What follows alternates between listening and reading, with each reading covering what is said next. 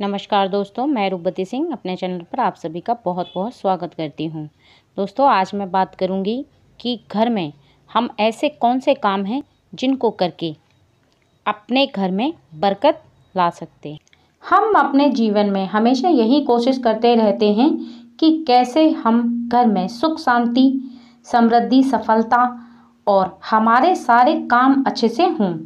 परंतु जाने अनजाने हम कुछ काम ऐसे होते हैं जिन्हें करना भूल जाते हैं या कभी हम करते ही नहीं हैं, जिन कारणों की वजह से हमारे घर में बरकत नहीं हो पाती है। कई बार हमें वो बातें पता भी होती हैं लेकिन हम उन कामों को करते नहीं हैं या उन बातों पे हम ध्यान नहीं देते हैं। तो इन्हीं बातों के बारे में आज मैं आप लोगों के साथ शेयर करने वाली हूँ। दोस्तों, वीडियो के अंत तक ज़रूर देखें। सबसे पहली बात, आप इस बात का विशेष ध्यान रखें कि जब भी आप भोजन कर रहे हैं तो आप पाटे पर, चटाई पर, चौक पर या टेबल पर सम्मान के साथ भोजन को रख करके ही भोजन को ग्रहण करें। और भोजन करने के बाद थाली में हाथ ना धोएं, ना ही थाली में जूठन छोड़ें।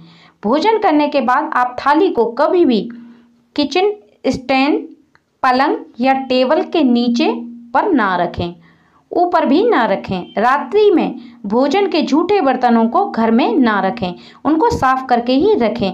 थाली में भोजन को छोड़ना अन्न का अपमान होता है, इसलिए आप कभी भी थाली में भोजन ना छोड़ें। और आप झूठी थाली को किसी पलंग पर या ऊपर किचन के स्टैंड पर इसलिए ना रखें क्योंकि झूठी थाली साफ बर्तनों के बीच में आप स्टैंड पर रखेंगे तो वह भी अच्छा नहीं होता है। इसलिए आप ऐसा बिल्कुल भी ना करें क्योंकि शुद्ध बर्तन भी ऐसा करने से अशुद्ध हो जाते हैं और झूठे हो जाते हैं। दूसरा, आप इस बात का ध्यान रखें कि आप धन या अन्न पकड़ कर रखेंगे तो वह छूटता चला जाएगा। दान में सबसे बड़ा दान होता है अन्नदान। गाय, कुत्ता, कौवा, चींटी या पक्षी के हिस्से का भोजन जरूर निकाल करके रखना चाहिए और उनको भोजन देना चाहिए, क्योंकि दोस्तों प्रकृति का नियम है, जितना आप देते हैं उससे 2 गुना होकर के आपके पास लौट करके अवश्य ही आता है। यह बात अक्षरशः सत्य है। यह अगर आपको मेरी बात पर विश्वास ना हो तो आप कभी भी ऐसा करके देखिएगा, आपको खुद ही मेरी बात पर विश्वास हो जाएगा कि अगर आप किसी को देते हैं तो आपके पास खुद लौट करके आएगा। तो ऐसा आप अवश्य ही करें, ऐसा करने से पुण्य लगता है। अग्निहोत्र कर्म अवश्य ही करें। अग्निहोत्र कर्म 2 तरह से होता है।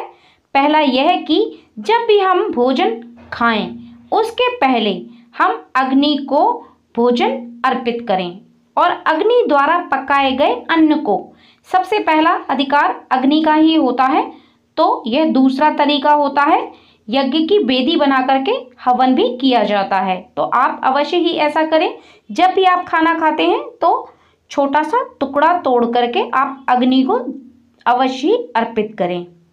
अगला, आप जब भी घर में पोछा लगाते हैं तो आप समुद्री नमक डाल करके रोज पोछा लगाएं। सिर्फ गुरुवार को छोड़ करके आप प्रतिदिन ऐसा करें, क्योंकि ऐसा करने से घर से नकारात्मक शक्ति नष्ट होती है। और मकड़ी का जाला अगर आपके घर में या वॉशरूम में या कहीं पर भी मकड़ी का जाला लगा हो तो आप उसे भी साफ करें, जाला बनने ना दें। घर में कहीं पर भी कचरा पड़ा हो या कहीं जमा हो कोने में, पलंग के नीचे या कहीं पर भी, वहाँ पर आप कचरा इकट्ठा ना होने दें। छप्पर पर बांस ना रखने दें और किसी भी प्रकार की जो वस्तुएं आपके उपयोग की नहीं हैं उन वस्तुओं को भी घर में ना रखा रहने दें। जो वस्तुएं अनुपयोगी होती हैं उन वस्तुओं को घर में रखने से भी नुकसान होता है। और कभी भी आप पराई स्त्री से संबंध ना करें, झूठ ना बोलें, नाखून और बाल बढ़ा करके ना रखें, शरीर को कभी भी गंदा करके ना रखें। प्रतिदिन शरीर के सभी छिद्रों को 3 वक्त जल से अवश्य ही धोएं, यानी कि मुंह, आंख और हाथ। सुबह शाम रात्रि में दांतों को बहुत अच्छे से साफ करके रखें, मुंह को अच्छे से साफ करके ही सोएं और सुबह उठे तब भी आप मुंह को साफ करें। दक्षिण या पूर्व दिशा में पैर करके ना सोएं। सोने से पहले सिरहाने पर एक तांबे का लोटा जल भर करके आप अवश्य ही रखें और सुबह उसे बाहर कहीं पर डाल करके आ जाएं। इसके साथ ही आप जो भी पर्स रखते हैं वह पर्स भी फटा हुआ नहीं होना चाहिए, साझा होना चाहिए और ज़्यादातर आप काले रंग का पर्स रखें, क्योंकि काला पर्स उसमें पैसे रखे हुए उसको नज़र नहीं लगती है। और रुपयों को पैंट के पीछे वाली जेब में कभी भी ना रखें। आप आगे की तरफ ही, आगे की शर्ट की जेब में या आगे की पैंट की जेब में रखें और जेब फटी ना हो, इस बात का ध्यान रखें। क्योंकि लक्ष्मी माता को कभी भी आप अपने पीठ के पीछे ना रखें, आप अपने मुंह के आगे ही रखें।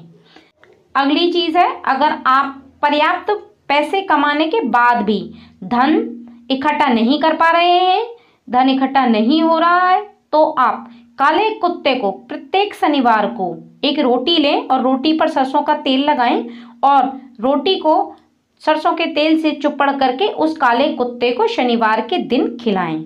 और शनिवार के दिन आप एक लोटे में काले तिल, कच्चा दूध और गंगा जल सबको मिला लें और उसमें थोड़ा सा शहद डाल लें। इसके बाद आप शनिवार के दिन पीपल के वृक्ष में इस जल को अर्पित कर दें और इसके साथ ही एक सरसों के तेल का दिया भी वहां पर जलाएं।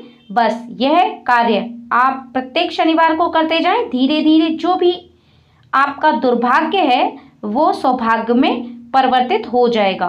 पीपल के वृक्ष की जड़ में तेल का दीपक जला करके आप फिर वापस जब आएं तो ध्यान रखें कि पीछे मुड़ करके आप बिल्कुल भी ना देखें। ऐसा करने से आपको धन का लाभ होता है और जो भी बिगड़े हुए काम है वह सब काम बनने लगते हैं।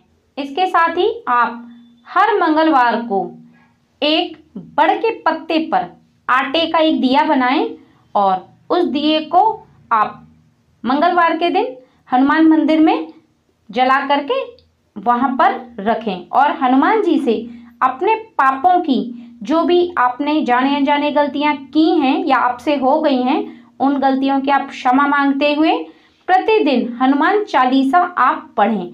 ऐसा करने से आपके जो भी कमजोर ग्रह है या ग्रह की कोई दशा चल रही है या शनि 7.5 चल रही है या शनि की ढैया चल रही है, उसमें सुधार होने लगेगा और आपको धन की प्राप्ति के जितने भी मार्ग हैं वह सब मार्ग खुल जाएंगे। और इसके साथ ही श्री माँ लक्ष्मी जी का ध्यान करते हुए मस्तक पर शुद्ध केसर का तिलक अवश्य ही लगाएं।